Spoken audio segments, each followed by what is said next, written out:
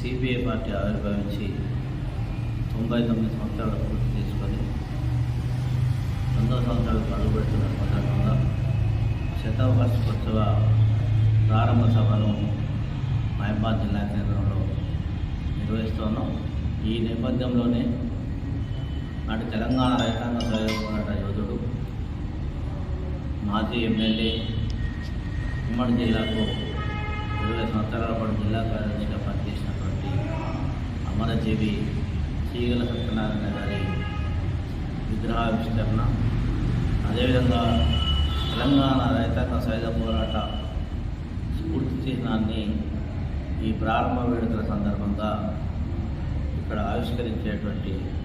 కార్యక్రమాన్ని నిర్వహిస్తూ ఉన్నాం. ఈ కార్యక్రమాన్ని విజయవంతం చేయాలని స్థానికంగా ఉన్నటువంటి పార్టీ శ్రేణులు, జిల్లా వ్యాప్తంగా ఉన్న పార్టీ శ్రేణులతోటి పెద్ద బహిరంగ సభ నిర్వహించి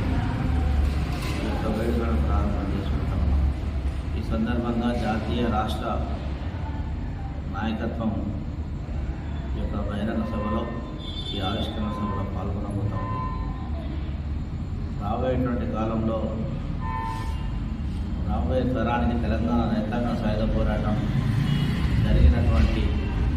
నేపథ్యాన్ని గుర్తు చేస్తూ ఆ యొక్క వీర చరిత్రను ప్రజలకు తెలియజేయడంతో పాటు ఒక స్ఫూర్తి చిహ్నం ద్వారా సజీవంగా తెలంగాణ రైతాంగ సాయుధ పోరాట చరిత్రను ఉంచడానికి ఈ యొక్క కార్యక్రమాన్ని సిపిఐ పార్టీ తీసుకోవడం జరిగింది తెలియజేస్తూ, అలాగే తీగల సత్యనారాయణకు సంబంధించినటువంటి స్మారక స్తూపం గతంలో పక్కన ఉండే అది రోడ్డు వైడ్గా ఉపయోగించిన సందర్భంగా వారిని మరి చూసుకోవడం కోసం వారి విగ్రహాన్ని ప్రతిష్ఠించాలని చెప్పి పార్టీగా నిర్ణయించడంతో పాటు స్థానిక మున్సిపాలిటీ